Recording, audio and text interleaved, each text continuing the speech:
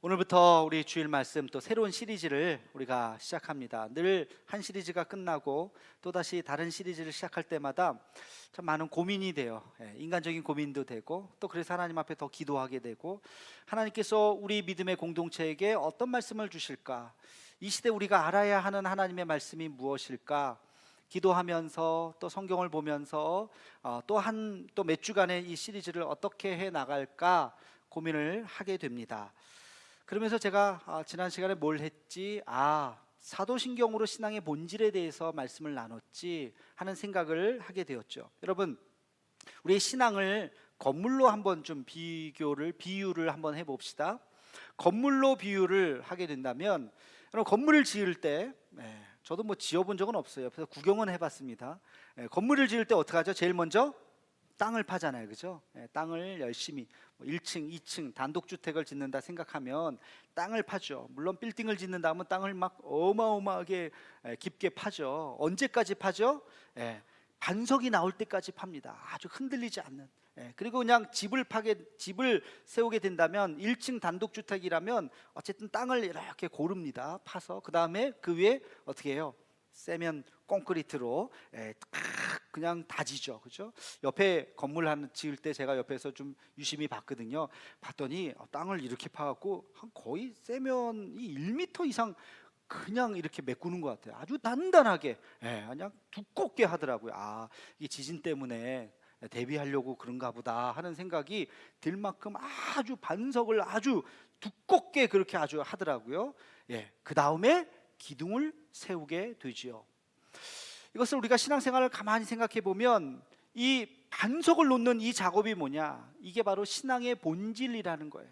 우리 지난 시간까지 사도신경을 통해서 신앙의 본질이 뭐냐? 2000년 동안 흔들리지 않는, 변하지 않는, 시대가 달라지고 생각이 달라지고 그리고 나라가 달라지고 제국이 달라지고 문화가 달라지고 어마어마한 역사가 변화했지만 변하지 않는 우리의 믿음의 고백, 동일한 믿음의 고백이 신앙 고백이라 그랬죠. 사도신경의 이 신앙 고백, 이것이 우리의 신앙으로 따지면 바로 반석인 것입니다. 자, 그 다음에 해야 될 일 뭐죠? 기둥을 세워야 되잖아요. 기둥을 하나, 두 개, 세 개를 세우는 게 아니라 신앙의 기둥은 12개의 신앙의 기둥을 세워야 된다. 그래서 오늘부터 시작하는 시리즈는요, 우리가 이제 믿음의 반석, 사도신경을 통해서 믿음의 반석을 낳았다면 이제 믿음의 집을 짓기 위해서 12개의 기둥을 세우고 벽을 만들고 지붕을 덮는 12개의 신앙의 기둥을 함께 같이 12주 동안 말씀을 나누고자 합니다. 이 말씀을 통해서 정말 여러분의 믿음의 집이 견고해지고 하나님 앞에서 정말 아름다운 믿음의 집이 완성되는 놀라운 축복이 있기를 주의 이름으로 축원합니다. 이 12개의 주제는 그냥 제가 머릿속에서 생각한 것이 아니고요, 여러분들이 지금 이미 열심히 공부를 하셨던 1:1 제자양육 성경 공부에서 제가 사실은 따왔습니다. 제가 1:1 제자양육, 여러분 동반자반을 하고 나서는 저랑 같이 양육자반을 하죠. 양육자반을 제가 몇 번을 하면서 그때마다 들었던 제 마음속의 느낌이 이걸 언젠가 제가 우리 온 성도들과 함께 같이 말씀으로 설교로 이걸 좀 하면 좋겠다는 생각이, 왜? 주제가 너무너무 참 우리가 꼭 알아야 되는 주제이기 때문에 한번 이걸 정리해서 한번 이야기하는 시간이 꼭 필요하겠다는 생각을 늘 갖고 있었어요. 그러다가 이번에 사도신경으로 신앙의 기초를 닦고 그리고 나서 신앙의 이 12개의 주제를 가지고 우리가 믿음의 집을 잘 지으면 좋겠다 하는 마음으로 함께 같이 나누게 되었습니다. 여러분, 이제 신앙의 12개, 그래서 오늘 시리즈 제목이 신앙의 12기둥이라고 하는 시리즈예요. 첫 번째 기둥을 오늘 함께 같이 나누려고 합니다. 첫 번째 주제는 뭐냐? 구원의 확신입니다. 우리 한번 따라해 볼까요? 구원의 확신. 여러분, 구원의 확신이 뭐예요? 구원받았다고 확실하게 믿어라 하는 거예요. 내 마음속에 의심하지 마라. 추호도 0.00001%도 그렇게 의심하지 말고 내가 정말 구원받았다고 마음의 확신을 가지라는 것입니다. 신앙생활에서 뭐니 해도 제일 중요한 게 뭘까요? 여러분, 왜 신앙생활을 하세요? 신앙생활의 제1목적이 뭡니까? 어떤 사람들은 잘 살려고, 성공하려고 교회 나온다고 생각하는 사람들이 혹시 있을지 몰라요. 여러분, 성공하려고, 세상에서 잘 살려고 교회 나오십니까? 신앙생활 잘 하다 보면 지혜를 얻게 돼요. 성경은 지혜를 주는 책이기도 합니다. 그래서 우리가 성경 말씀 읽다 보면 세상이 이렇게 살아야 되는구나, 일종의 세상 사는 하나의 어떤 노하우, 하나의 어떤 지혜를 얻을 수도 있어요. 그래서 신앙생활을 하다 보면 세상에서 성공하는 사람들도 있고요, 잘 사는 사람들도 있습니다. 그러나 그것이 우리 신앙의 목적은 아니잖아요. 여러분, 잘 살려고 신앙생활 하십니까? 아니요. 그것이 목적이 되어서는 안 돼요. 신앙생활을 열심히 하다 보면 잘 살 수도 있어요. 하나님의 은혜와 축복을 주실 수도 있어요. 그러나 그것은 우리의 목적이 아니에요. 또 어떤 사람은 신앙생활을 왜 합니까? 그러면 내 마음의 평안을 위해서 하지요. 그렇게 생각하는 분이 있을 수 있어요. 어려운 세상, 의지할 곳 없는 이 세상, 종교라도 하나 있어야지, 내가 기도할 대상이라도 하나 있어야지 하는 마음으로 마음의 평안을 위해서 교회 나온다? 그럴 수도 있습니다만 그게 우리의 신앙의 목적은 아니에요. 그렇다면 굳이 교회 안 나와도 되잖아요. 절간 같은 데 가도 되잖아요. 저도 가끔 휴가나 이럴 때 이렇게 유명한 문화재가 있는 유명한 사찰 같은데 이렇게 구경 가요. 가면 가을이나 또 봄이나 또 이런 때 가보면 참 좋아요. 야, 이렇게 목 좋은데 이런 사찰을 만들었구나. 올라갈 때 힘들지만 이렇게 앉아 있으면 바람도 선선하게 불고 또 풍경 소리도 짤랑짤랑 되고 그러면 마음이 또 이렇게 이렇게 좀 편안하게 느껴지는 것처럼 느껴질 때도 있어요. 그래서 사람들이 그래서 이렇게 절간에 오는구나 하고 생각이 들 수도 있어요. 여러분, 만약에 마음의 평안을 위해서 신앙생활을 한다면 교회 다니던 절간 다니던 무슨 차이가 있겠습니까? 그러나 우리는 마음이 편하기 위해서 교회에 나오는 것이 아니라는 거예요. 단순히 위로를 얻기 위해서, 단순히 격려를 받기 위해서, 단순히 어떤 어려움을 그냥 심리적으로 잘 이겨내기 위해서 교회를 다닌다? 아니요. 번지수가 틀렸습니다. 그러기 위해서 교회 나오는 것이 아닙니다. 여러분, 신앙생활 하다 보면 하나님이 주신 은혜로 마음이 담대해지고 어려움을 이겨낼 수 있지요. 당연히 그럴 수 있습니다. 그러나 그 자체가 우리의 신앙의 목적은 아니라는 거예요. 자, 그러면 신앙의 목적이 뭘까요? 왜 우리가 신앙생활 할까요? 그것은 무르나 마나예요. 단 한 가지예요. 그게 뭐죠? 우리 영혼이 구원받는 것입니다. 여러분, 우리가 교회 다니고 신앙생활하고 하나님 믿는 이유가 있다면 우리의 영혼이 하나님 앞에서 구원받는 것이에요. 이것을 여러분 잊어서는 안 되는 것입니다.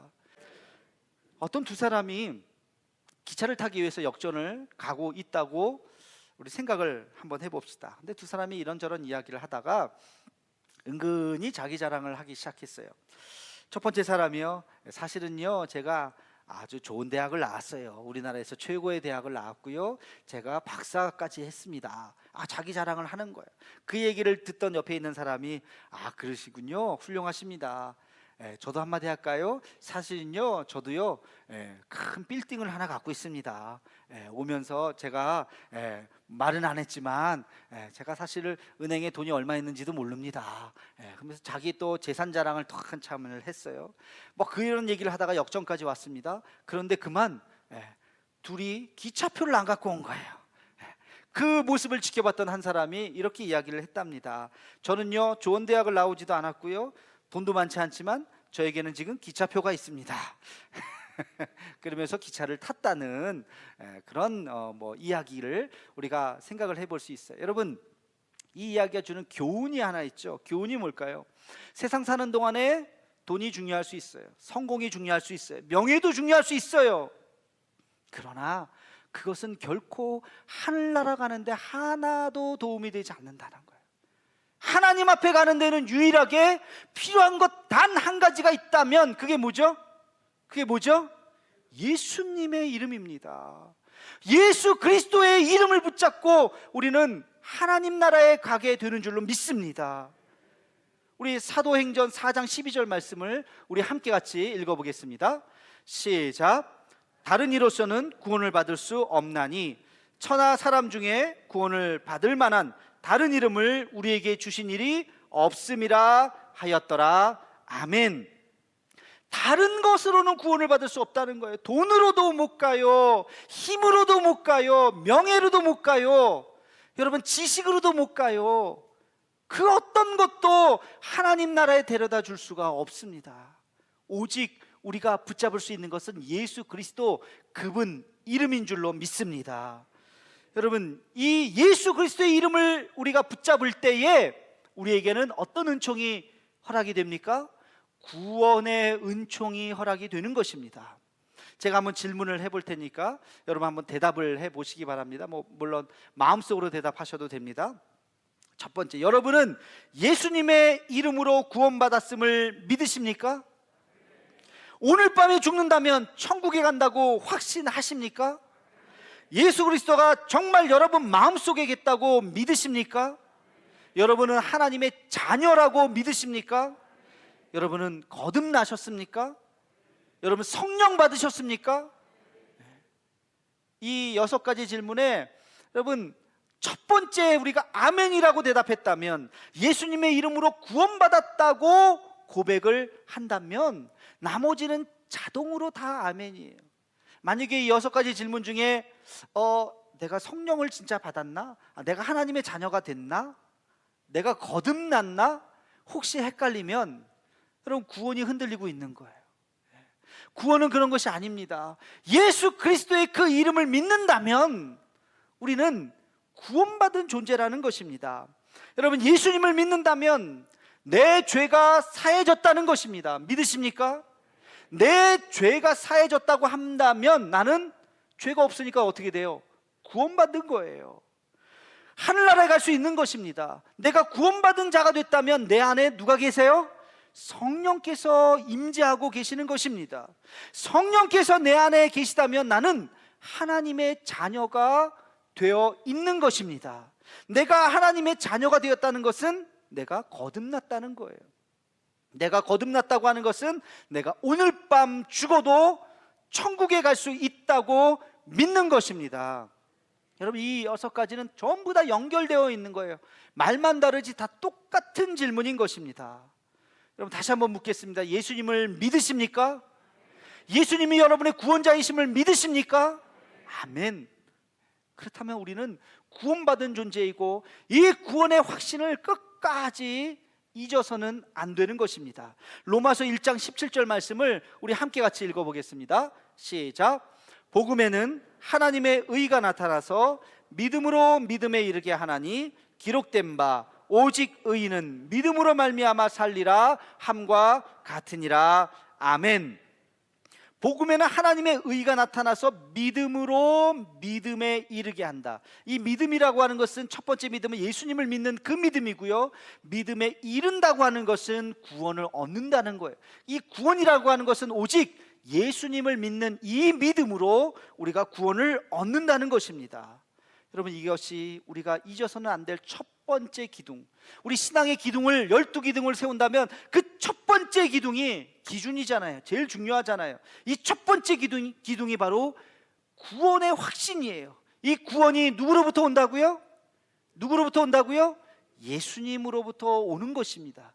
내가 예수님을 믿으면 아까 말씀드렸던 이 6가지 질문, 무슨 질문을 하든 성령을 받았습니까? 오늘 밤에 죽어도 천국 갈 수 있습니까? 하나님의 자녀가 되었습니까? 거듭났습니까? 어떤 질문을 해도 저는 예수님을 믿기 때문에 하나님의 자녀입니다. 내 안에는 성령이 계십니다. 나는 오늘도 주와 동행합니다 라고 대답할 수 있어야 하는 것입니다.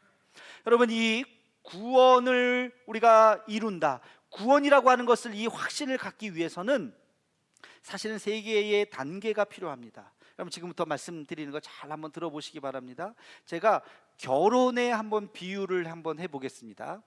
남자와 여자가 만나서 결혼을 하기까지는 과정이 필요해요. 그렇죠? 처음 만났는데 우리 결혼합시다, 그 이상한 사람이잖아요. 남자가 여자가 만나서 결혼을 하기까지 어떤 과정이 필요할까요? 첫 번째는요, 서로 알아가야 되죠. 뭐 이런저런 것들을 잘 물으면서 서로가 서로를 알아가는 거죠. 아, 저분은 저렇구나, 가족관계는 저렇구나, 형제들은 몇이구나 하는 것들을 서로 알아가는 그 과정이 필요한 것입니다. 이것을 지성의 단계라 그래요. 결혼하기 위해서 서로 잘 알아야지. 잘 모르는데 결혼하면 어떻게 돼요? 나중에 큰 문제가 일어나죠. 서로 깊게 알아가는, 머리로 알아가는 지성의 단계가 필요합니다. 자, 근데 이것만 가지고 결혼이 되겠어요? 저 사람에 대해서 잘 안다고 해서 결혼할 수 있습니까? 안 되죠. 뭐가 필요할까요? 두 번째, 내 마음이 찌릿찌릿해야죠. 찌릿찌릿해야지 결혼하지. 만났는데 덤덤하는데 그 결혼이 되겠습니까? 손잡았는데 그냥 이게 뭐 나무를 잡는 건지 뭐 아무 느낌이 없으면 결혼이 되겠냐고요. 쳐다만 봐도, 아니 쳐다보지 않아도 저쪽에 있는 것 같아, 이 느낌에 와도 내 마음속에 설레어야지, 그죠? 찌릿찌릿해야지. 이 마음속에 이렇게 정말 내 눈에는 최고야, 그죠? 그렇게 마음에 설레이는 그런 감정이 있어야죠. 이것을 두 번째 감정의 단계라 그래요. 그래서 우리가 사랑이 싹 트는 거잖아요. 그래서 아무것도 아닌데 그냥 이 사랑이 싹 터서 그 사랑이 끝까지 가면 어떻게 돼요? 내가 저 사람을 위해서 죽을 수도 있겠다, 내가 저 사람을 위해서 내가 대신 내가 죽어줄 수도 있겠다 하는 정도까지 가야 결혼을 할 수 있는 거예요. 그렇죠? 여러분, 이 감정, 이 사랑의 감정, 이 감정이 두 번째예요. 자, 근데 감정이 있다고 다 결혼하나요? 아니요. 감정이 식으면 어떡할 거예요? 감정이 안 식는다고요? 에이, 감정 식어요. 사람이라는 것은, 감정은요, 뭐 좋을 때도 있지만 안 좋을 때도 있고요. 감정이라고 하는 것은 아주 뜨거울 때도 있지만 차가울 때도 있어요. 미울 때도 있어요. 식으면 어떡할 거예요? 그러니까 사랑만 가지고 결혼하는 게 아니에요. 세 번째, 결혼까지 가려면 뭐가 필요할까요? 결단이 필요한 것입니다. 결단. 그 결단이 뭡니까? 내 마음속에 정말 그 사람을 내 마음속에 그냥 가슴속에 담는 그 결단, 그리고 내가 책임지리라 라고 하는 이 결단이 필요한 것입니다. 우리 함께 같이 로마서 10장 10절 말씀을 함께 같이 읽겠습니다. 시작. 사람이 마음으로 믿어 의에 이르고 입으로 시인하여 구원에 이르느니라. 아멘. 앞에서 마음으로 믿어 의에 이르고, 마음으로 믿는다고 하는 것은 머리가 아니라 내 감정을 얘기하는 거예요. 감정이 정말 주님을 사랑하는 그런 내 마음, 주님만 생각하면 내 눈에서 눈물이 나오고 십자가만 생각하면 내 마음속에서 그런 눈물이 나오는 그런 단계가 있어야 된다는 것입니다. 그리고 결혼의 세 번째 단계는 뭐라 그랬어요? 결단이라 그랬어요. 책임과 의지가 필요한 거예요. 그래야 내가 이 사람 결혼하면 내가 이 사람 책임지겠습니다. 내 감정과 관계없이 내 경제적으로 책임지고 법적으로 책임지겠습니다. 자녀를 낳게 되면 내 자녀를 책임지겠습니다 라고 생각을 해야 결혼하게 되는 거죠. 이게 결혼의 3단계, 지성의 단계, 감정의 단계, 책임의 단계가 필요한 것입니다. 여러분, 이것이 우리의 신앙생활에도 그대로 적용이 돼요. 신앙생활에도. 여러분, 신앙생활의 첫 번째, 주님을 알아야 됩니다. 예수님이 누군지, 왜 십자가에 달려 돌아가셨는지, 성령이 어떻게 오신 것인지, 교회에서는 십자가가 왜 이렇게 중요한지, 영생이 뭔지, 천국이 뭔지 알아야죠. 그래야 성경 공부도 하는 것이고, 우리가 그래야 성경도 열심히 읽는 것이고, 아, 이런 거구나, 교회에서 말하는 건 이런 거구나 하는 것을, 이 지성의 단계가 필요합니다. 근데 이 지성의 단계가 전부가 아니에요. 지성의 단계를 넘어서 그 다음 감성의 단계, 감정의 단계가 있어야 돼요. 아까 말씀드린 것처럼 예수님을 생각하면 내 마음속이 막 가슴이 저리저리 해야 돼요. 여러분, 십자가를 생각하면 내 죄가 생각나서 부끄러워야 돼요. 하나님의 은혜가 너무너무 감사해야 되는 것입니다. 기도하다가 나도 모르게 눈물이 뚝뚝 떨어져야 돼요. 예배드리다가 내 마음속에 막 가슴 벅찬 뜨거움이 있어야 돼요. 성경 보다가 이런 말씀이 다 있네 하면서 내 마음이 막 가슴 벅찬 감동이 있어야 돼요. 그게 구원받은 자의 모습인 것입니다.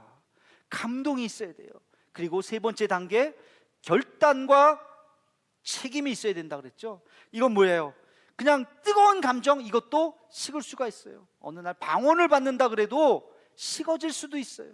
그러나 세 번째, 결단해야 됩니다. 그 결단이 뭐죠? 주님, 내가 이제 예수님을 믿겠습니다.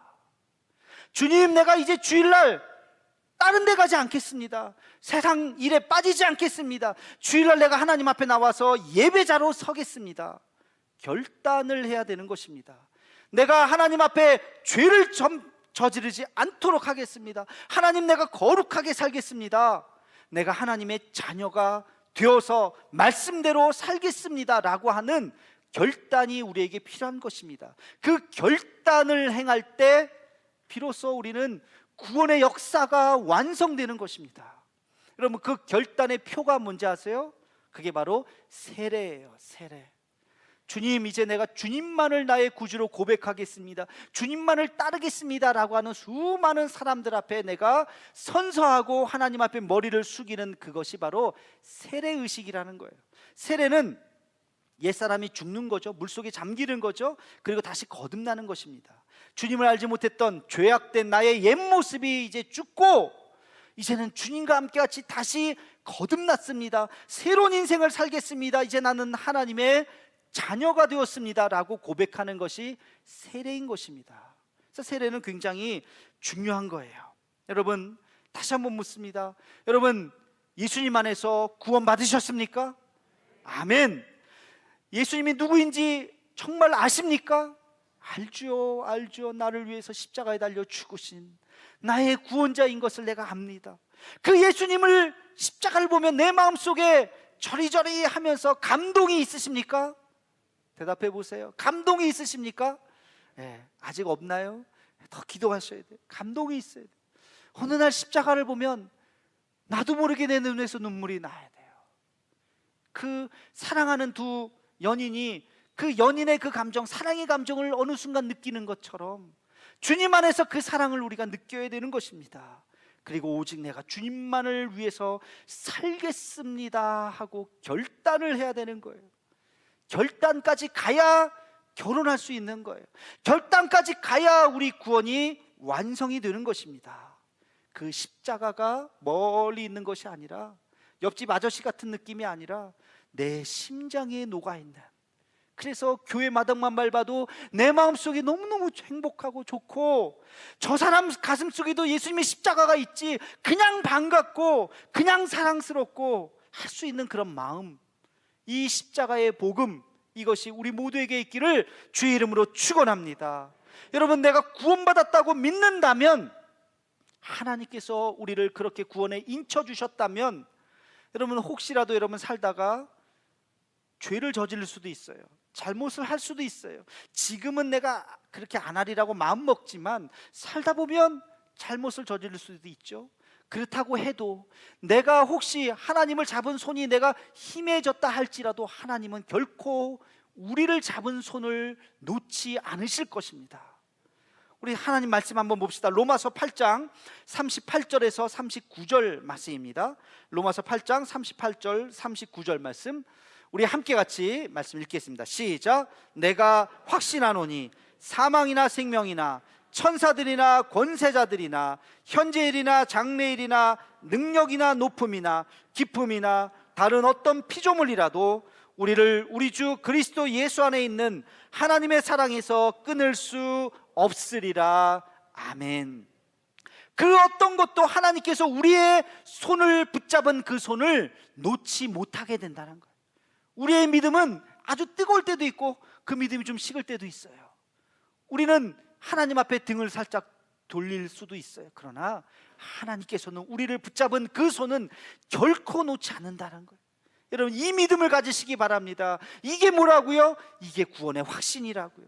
하나님께서 우리를 붙잡아 주셨기 때문에 내가 주님 앞에 가는 그날까지 주님의 자녀가 되어서 주님 곁을 떠날 수 없는 그런 존재라는 것을 믿고 앞으로 주 앞에서 당당하게 자신감 있게 살아갈 수 있는 우리 모두가 되기를 주의 이름으로 축원합니다.